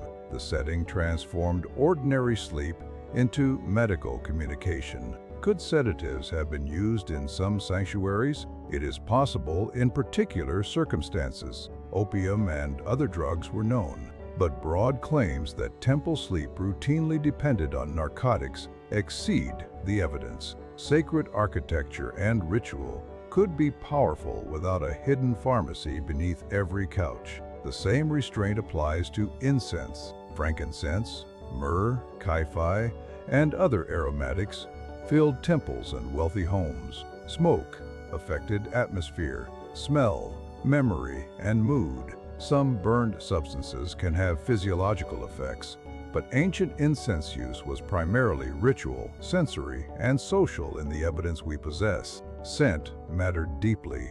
A clean, fragrant body signaled care and status. Temples used perfume to honor gods. Funerals used aromatics to manage decay and mark sacred transition. Physicians used oils and resins in topical preparations. A substance could move from altar to medicine chest without changing identity. Myrrh, for example, appeared in perfumes, ritual, wound care, mouth treatments, and compounds. Frankincense could be burned, chewed, or prepared medicinally. Resins traveled through expensive trade networks, carrying both aroma and prestige. Ancient authors sometimes attributed very broad powers to fragrant substances. A pleasant smell could become evidence of purity, while foul odors suggested corruption. Before germ theory, smell served as an imperfect guide to environmental danger. Rotten food, infected wounds, stagnant water, and decay often did smell bad. The nose learned useful warnings. Then medical theory extended them too far. Aromatic medicine also changed the patient's experience. Oil reduced friction. Perfume concealed an unpleasant compound. Incense calmed a room or made treatment feel sacred. These effects may not cure disease, but care is not experienced only at the level of molecules. The placebo response, expectation, trust, and setting influence how symptoms are felt. Ancient healers used these forces without naming them as modern researchers do. A respected physician's confidence could reassure. A famous sanctuary could create hope. An expensive imported drug could seem stronger before it touched the tongue. This does not mean ancient medicine was merely placebo. Opium, henbane, alcohol, willow, and many other materials contain active compounds. Honey can assist certain wound conditions. Some resins have antimicrobial properties. The challenge is separating real effect, variable preparation, theory, ritual, and expectation when evidence is incomplete. Modern readers often want a verdict for each remedy, worked or did not work. Ancient practice resists that simplicity. A treatment may have eased one symptom while harming another. It may have helped at one dose and killed at another. It may have contained an effective ingredient inside a useless theory. The drug history of antiquity is therefore not a list of correct and incorrect recipes. It is a record of people learning from bodies without the tools needed to explain everything they saw. The word magic complicates that record. Greek and Roman texts contain amulets, spoken formulas, curse tablets, love charms, protective gems, and substances used in ritual operations. Some practices were accepted religion, others were condemned as harmful magic. The boundary changed with law, class, and political power. A physician might mix a drug while reciting words considered unnecessary by another doctor. A household might hang an amulet beside a medicine. A person seeking love might purchase a potion from someone claiming special knowledge. Whether the mixture had pharmacological action, psychological effect, or no effect at all depended on what was inside and how it was used. Love potions were especially feared because they represented control over another person's body and will. Ancient legal and literary sources describe compounds intended to provoke desire, often with disastrous outcomes. Some may have contained irritants or toxic plants. Others were symbolic.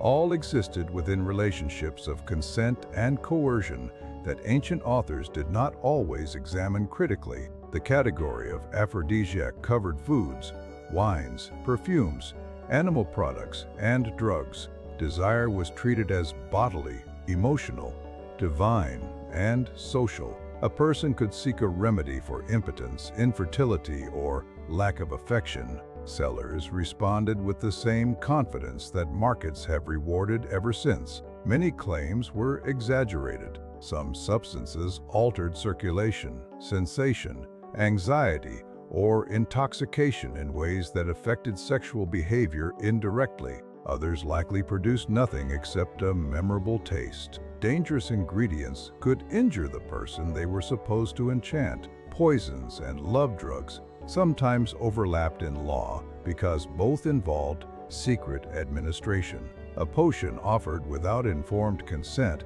is not harmless simply because the goal was romance. Ancient stories about fatal love philtres reveal anxiety about hidden control within intimate relationships. Magic also became a label used against rivals. Official medicine could dismiss a competitor's ritual while preserving its own inherited practices. Elite men wrote texts that marginalized women, foreigners, itinerant healers, and lower-status practitioners as superstitious. Some criticism was justified, some protected professional authority.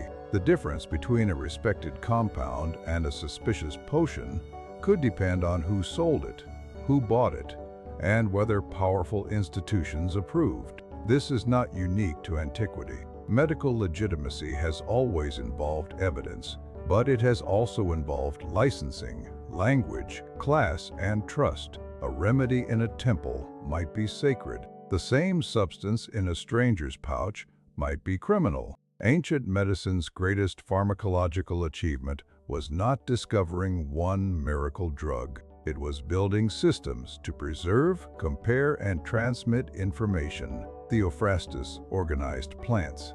Dioscorides described materia medica. Galen developed complex theories of compounds and qualities. Scribal communities copied the works. Commentators corrected, rearranged, illustrated, and translated them. This transmission was never simple. Texts acquired errors.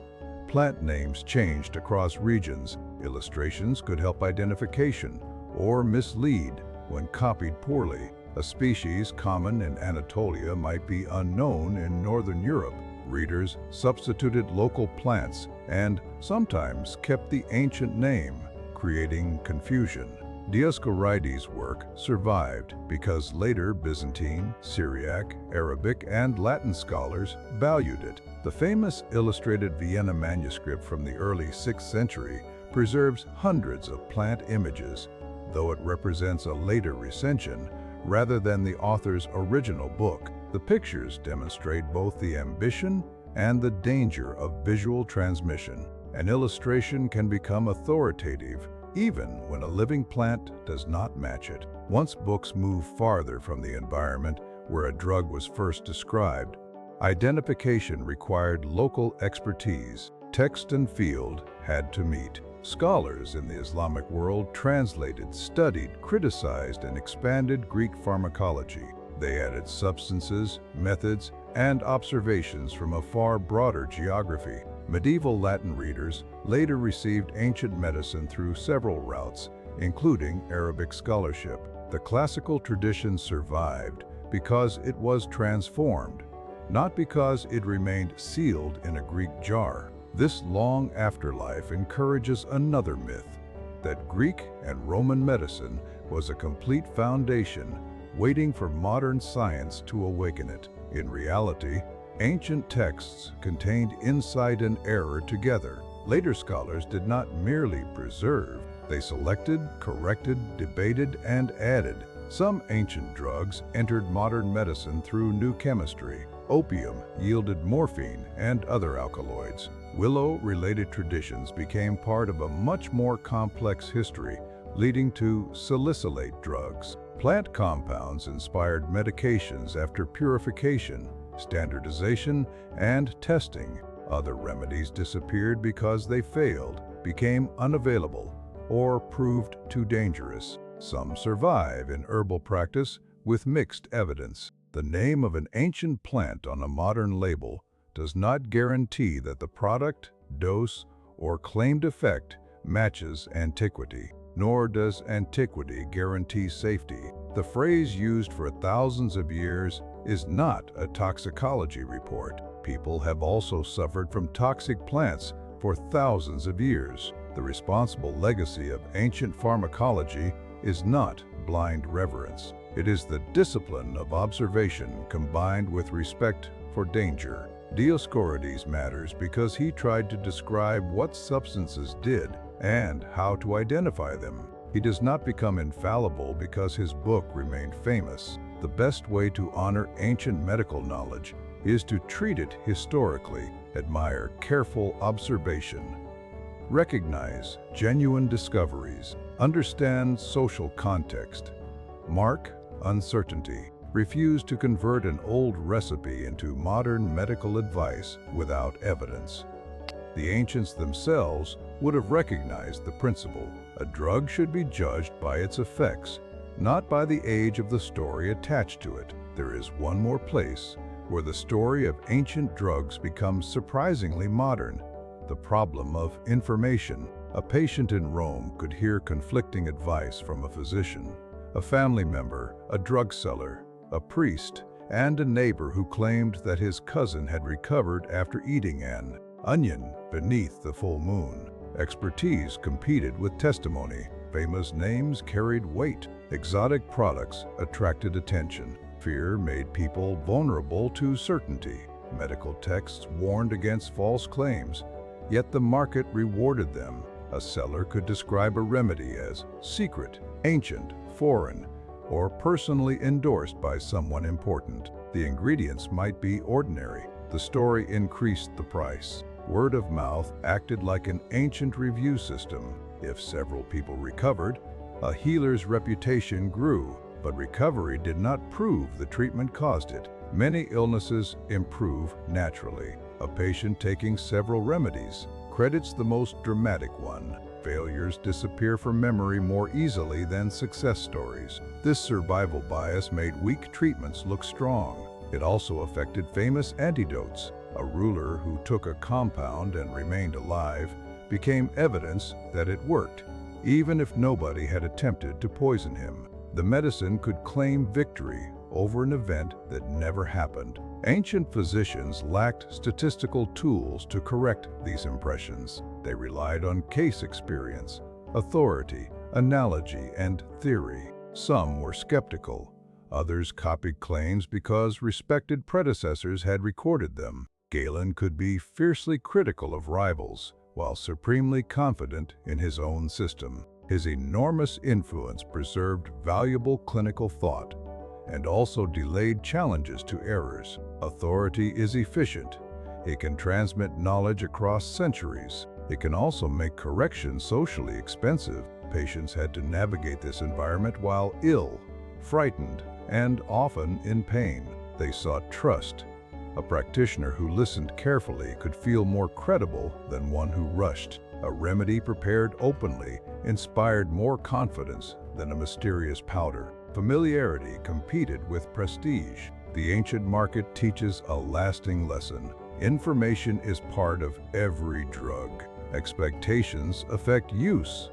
Reputation affects access. Language affects perceived risk. A substance described as natural may feel safer even when it is not. A substance described as foreign and rare may feel stronger even when it is ordinary. Greeks and Romans did not possess social media, but they understood rumor, branding, celebrity endorsement, and medical controversy perfectly well. Their messages simply traveled at the speed of conversation, ship, and manuscript rather than light. Now, imagine following one ordinary remedy from beginning to end. Not the emperor's antidote, not the secret drink of a mystery cult. A simple treatment for a painful cough in a provincial town. The patient first tries household care. Warm liquid.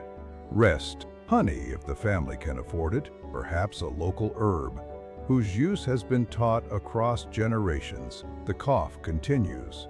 A neighbor recommends a drug seller in the market. The seller asks questions, but he is also conducting business. He selects a dried preparation, weighs it according to local practice, and explains how it should be used. The family must decide whether he is trustworthy. His stall looks respectable. His jars are labeled. Several customers speak well of him. That is the ancient version of regulation when formal oversight is limited. If the patient worsens, a physician may be called. The physician listens to the chest without a stethoscope, studies breathing, asks about fever and sputum, examines the pulse according to his tradition, and considers season, age, and strength. He may recognize danger. He may misunderstand it completely. A poppy compound could quiet the cough and allow sleep. That relief may be genuine. It could also hide deterioration. Pneumonia does not disappear because the room becomes quieter. Without antibiotics or modern respiratory support, the outcome depends on the patient's body, the cause of illness, care, and luck. This small scene contains the whole ancient drug world: household knowledge, commerce, professional theory, real pharmacology, uncertain diagnosis, unequal access, and the constant possibility that symptom relief will be mistaken for cure. Ancient people were not foolish for using the tools available. They were also not secretly practicing modern medicine under different names. Their experience deserves respect without romantic invention. The same balanced view changes how we understand Roman banquets. Yes, wine flowed. Yes, elite excess could become spectacular. Satirists and moralists found endless material in guests who ate too much, drank too much, and spoke with a confidence that increased as judgment disappeared. But the banquet was not a universal Roman evening. Most people ate modest meals. Many could not afford fine vintages or imported drugs. A laborer might drink local wine, but he was unlikely to spend the night sampling rare sedatives between courses while a professional poison taster watched nervously. The image survives because elite authors wrote about elite scandals. Ordinary moderation leaves fewer stories. Nobody records the dinner where everyone drank sensibly, discussed the price of olive oil, and went home before the lamps burned low. Greek philosophy receives similar distortion. A mysterious phrase in Plato or a plant in poetry becomes evidence that philosophers used psychedelics to generate their ideas. There is no good basis for turning the academy into a chemical retreat. Philosophers wrote about intoxication because it raised questions about reason, desire, identity, and control. They lived in a wine culture. They attended rituals. Some may have used medicines when ill. That is very different from claiming that altered substances produced Greek philosophy. The attraction of such theories is understandable. A hidden drug offers one dramatic answer to creativity, religion, prophecy, and art. Human culture is less convenient. Ideas emerge through education, argument, politics, language, memory, conflict, and imagination. Chemistry may sometimes enter. It rarely replaces everything else. Ancient art also tempts overinterpretation. A poppy capsule held by a deity may symbolize sleep, fertility, abundance, death, or medicine. It does not provide a record of consumption. A drinking cup decorated with revelers proves that intoxication was culturally visible, not that the owner drank every day. Archaeological residue analysis can strengthen claims, but even chemistry requires context. Detecting a plant compound in a vessel does not automatically reveal who consumed it, how much, why, or with what effect. The laboratory answers one question and creates several new ones. This is why the study of ancient drugs has changed. Scholars now combine text with botany, archaeology, toxicology, trade history, and the study of religion. They also question categories inherited from modern law. Narcotic, hallucinogen, medicine, poison, spice, perfume, and food may overlap in ancient practice. One person's drug was another person's ritual offering. One physician's sedative was another. Rulers feared poison. One sailor's hemp was a rope. One farmer's poppy was food seed and oil, meaning followed use. The modern word recreational can also mislead. Ancient people certainly pursued pleasure. They drank, feasted, celebrated, and experimented, but much intoxication occurred inside social structures. The symposium had rules. Festivals had calendars. Banquets displayed rank. Religious rites restricted participants. Medical use followed instructions. At least in theory, a substance was rarely just a private consumer choice. It connected a person to family, city, God, profession, or class. Even losing control happened before an audience that judged what the behavior meant. That audience could be forgiving or brutal. A comic drunk became entertainment. A drunken official became scandal. An intoxicated, enslaved person faced punishment. A sedated patient became an object of care. A poisoned emperor became a political story. The body's altered state acquired meaning from status. The distribution of risk was equally unequal. Elite patients could survive a bad reaction because servants summoned help and physicians remained nearby. A rural patient might receive the same drug without anyone capable of responding. Enslaved workers exposed to toxic materials could not simply leave the workplace. Women using reproductive remedies carried dangers male authors discussed from a distance. When we say the Greeks or the Romans used a drug, the phrase hides these differences. An empire is not a patient. A civilization does not swallow one cup. The scale of Greece and Rome also changed over time. Classical Athens was not imperial Rome. Medical practice in a 5th century Greek island community differed from practice in a 2nd century Roman metropolis. Hellenistic kingdoms expanded trade and scholarship. The Roman Empire brought new materials into wider circulation. Late antique medicine inherited and reorganized earlier traditions. No single scene represents more than a small part of this long history. The safest documentary is one that admits movement. Even the famous authors moved. Dioscorides wrote within an imperial environment shaped by travel. Galen came from Pergamon, studied in several centers, worked with gladiators, and later treated the Roman elite. Their careers reveal a medical world connected by roads and sea. Gladiatorial medicine offered intense experience with trauma. Treating wounds repeatedly taught anatomy and practical care. Yet gladiators were also people held within systems of coercion, even when some gained fame. Medical knowledge grew in settings that could be violent and unequal. Galen's later status gave him access to powerful patients and rare drugs. He criticized poor ingredients, careless preparation, and rival practitioners. His writings preserve a mind determined to order medicine into a coherent system. They also preserve his confidence that the system was largely correct. Future generations inherited both qualities. His emphasis on observation and compounding remained valuable. His physiology and humoral framework gained authority beyond their accuracy. The history of medicine does not progress by replacing total ignorance with total truth. It advances through mixed inheritances. Ancient pharmacology's influence continued because its texts offered organized knowledge in a world that still needed remedies. Byzantine physicians copied and commented. Syriac translators carried Greek works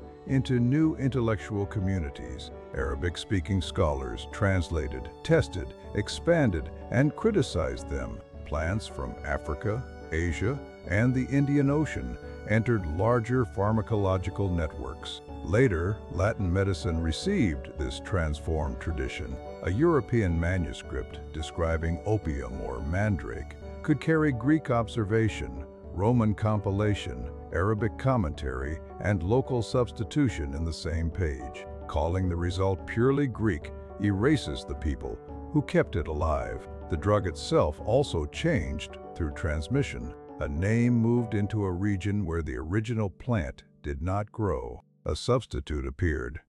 A copyist altered a word. An illustration became less accurate with each reproduction. A physician adapted the recipe to local materials. Tradition remained continuous by becoming different. This matters whenever modern audiences claim an unbroken ancient secret. There is rarely one untouched recipe traveling directly from Hippocrates to a wellness bottle. There are centuries of translation, adaptation, trade, loss, and reinvention. The ancient name may be authentic. The modern claim attached to it may not be. Ancient materia medica extended far beyond famous plants. Mineral and animal substances filled medical texts, revealing both ingenuity and risk. Copper compounds appeared in wound and eye preparations. Sulfur was burned or applied in several contexts. Alum served as an astringent. Clays, salts, asphalt-like materials, and metal oxides were assigned therapeutic properties according to observation and theory. Some mineral preparations may have reduced microbes or changed tissue in useful ways. Others irritated, burned, or poisoned. Lead compounds entered cosmetics and medicines despite chronic toxicity. Mercury minerals attracted attention for dramatic physical properties while exposing miners, processors, and patients to danger that accumulated slowly and remained difficult to recognize. Slow poisoning rarely creates the clear story ancient writers preferred. A person becomes weak, develops abdominal pain, changes mood, or loses coordination over months. The cause may be attributed to diet, humors, age, fate, or character. Without occupational records and chemical testing, exposure disappears into ordinary illness. Cosmetics stood close to medicine because skin, hair, scent, and health were treated together. Oils carried pigments and perfumes. Powders altered complexion. Eye preparations could be decorative, protective, medicinal, or all three. Some contain materials that modern toxicology would reject immediately. Beauty has always possessed a remarkable ability to negotiate with risk. Roman authors criticized cosmetic excess, often targeting women through moral arguments rather than evaluating products fairly. The criticism reveals gender standards as much as toxicology. Men used oils, perfumes, hair treatments, and skin preparations too, especially among elites. The line between respectable grooming and suspicious luxury depended heavily on who was being judged. Animal ingredients ranged from fats and milk to organs, secretions, shells, and products surrounded by symbolic claims. Some worked as carriers or nutrients. Fats softened skin and formed ointment bases. Wool grease protected surfaces. Egg and milk products changed texture. Honey, though made by animals, became one of the most practical ingredients in ancient care because it sweetened, preserved, and sometimes supported wound treatment. Other animal remedies belonged more clearly to sympathetic magic or inherited authority. A body part might be prescribed because its shape or behavior suggested a connection with the illness. Modern readers may find such claims strange, yet the underlying reasoning was an attempt to locate patterns in nature. The problem was that resemblance is not pharmacology. Complex recipes combine plant, mineral, and animal materials into compounds whose prestige increased with length. Every additional ingredient created another opportunity for effect, interaction, contamination, or fraud. A preparation containing dozens of substances might produce sedation because of one component, while its supporters credited the whole formula. The ancient compounder could observe the final outcome, but rarely isolate the cause. This made traditional recipes durable. Removing an ingredient felt risky even when nobody knew whether it contributed anything. The formula survived because history itself became part of the prescription. These less glamorous materials remind us that ancient drug use cannot be reduced to intoxication.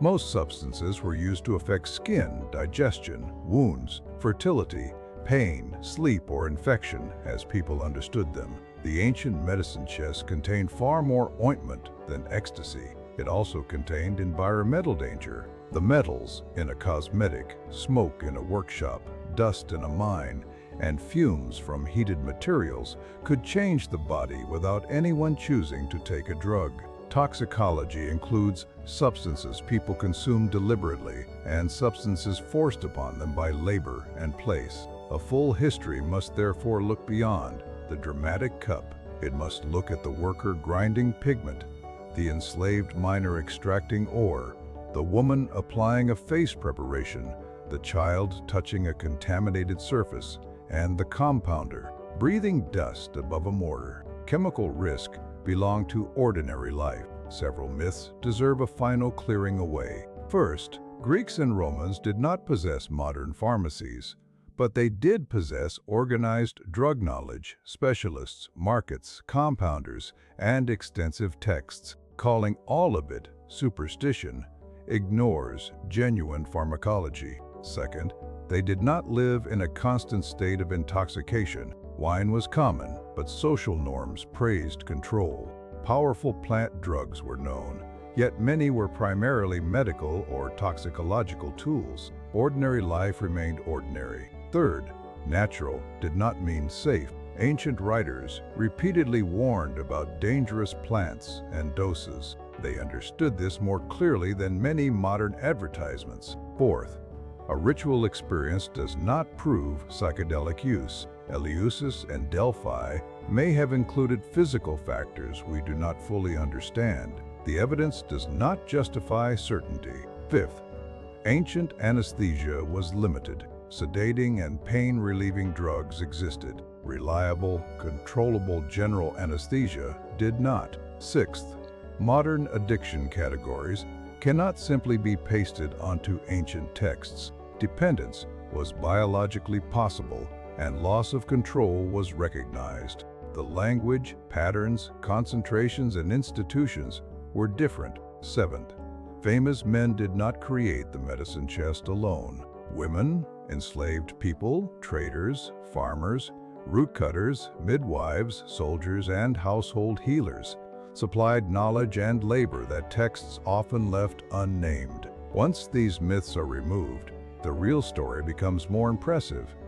The ancient Mediterranean developed a pharmacology sophisticated enough to recognize powerful effects, compare preparations, classify materials, and warn against excess. It did so without chemistry as we know it, and without escaping error. The result was not primitive medicine waiting patiently for us to feel superior. It was a complex human effort, intelligent in places, dangerous in others, and always shaped by the limits of its age. Return now to the marketplace where the journey began. The stalls are closing.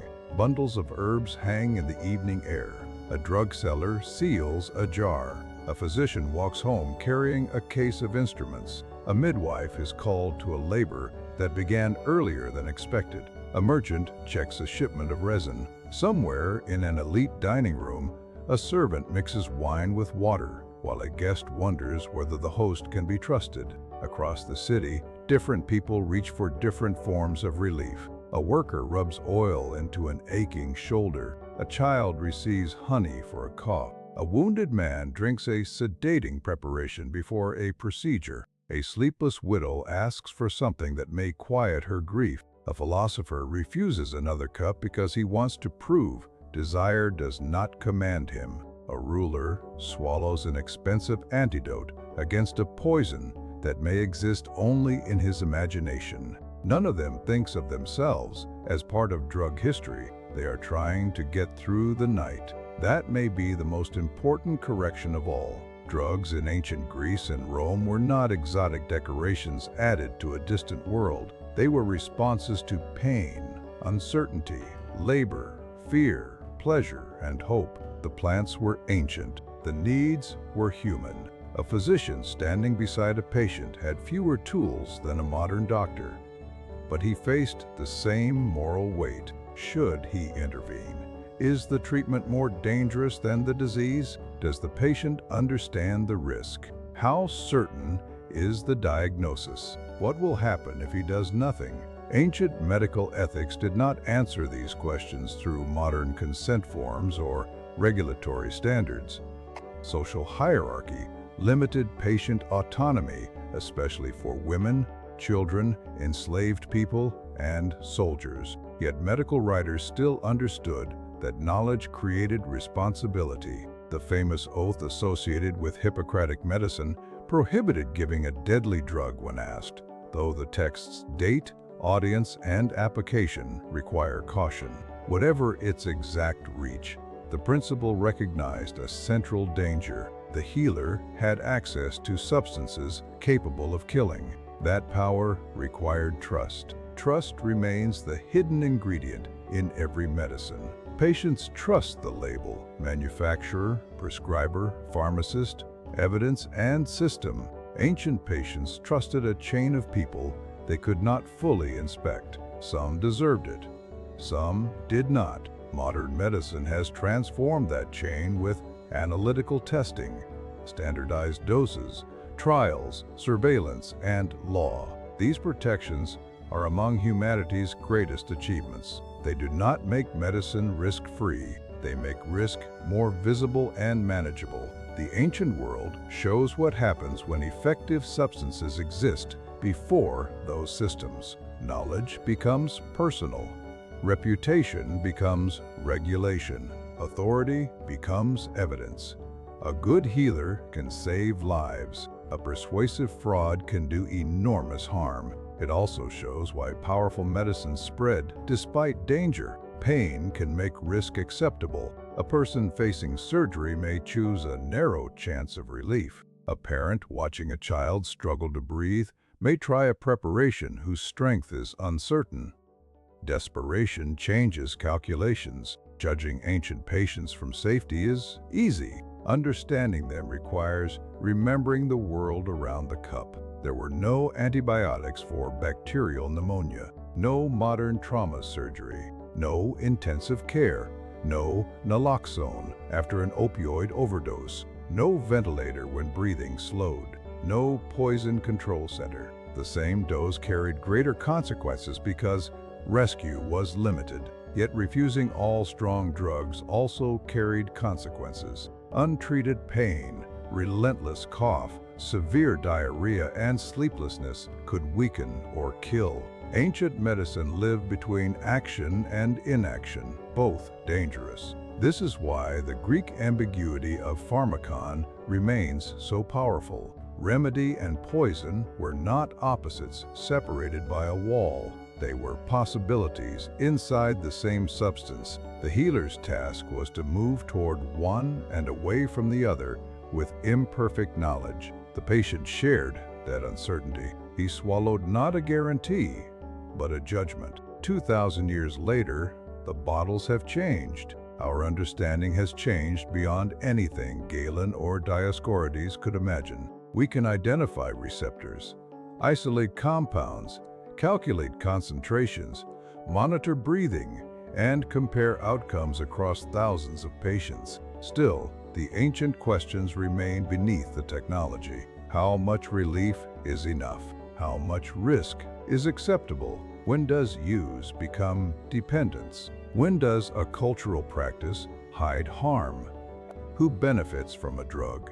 And who bears the danger? How should knowledge be regulated without making needed medicine inaccessible? What do we do when evidence is incomplete, but suffering is immediate? The Greeks and Romans did not answer these questions for us. Their world offers no lost formula that can solve modern drug policy or medicine. What it offers is a long record of the problem itself. They learned that strong effects invite strong claims. They learned that expensive remedies attract fraud. They learned that pleasure can become master. They learned that fear of poison can become political weapon. They learned that a ritual can change consciousness without surrendering its mystery. They learned that the same plant may feed, heal, sedate, intoxicate, and kill. Most of all, they learned that knowledge without restraint is dangerous. That lesson survived the empires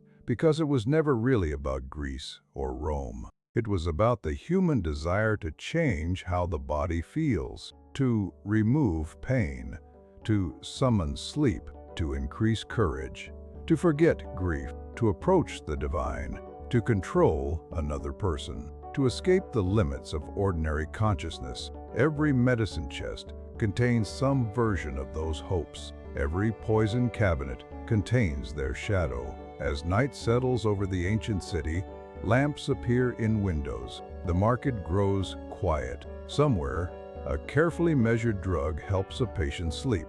Somewhere else, a cup is refused. A healer checks breathing in the dim light and waits. The flower, root, resin, and wine have done what they can. The rest belongs to the body, to chance, and to time. The ancient world does not leave us a simple warning against drugs or a simple celebration of natural medicine. It leaves something more honest. Power requires judgment. Relief carries responsibility. And the difference between healing and harm is rarely found in the substance alone. It is found in knowledge, purpose, dose, circumstance, and the human hand. It is also found in the willingness to admit uncertainty before certainty becomes another kind of poison.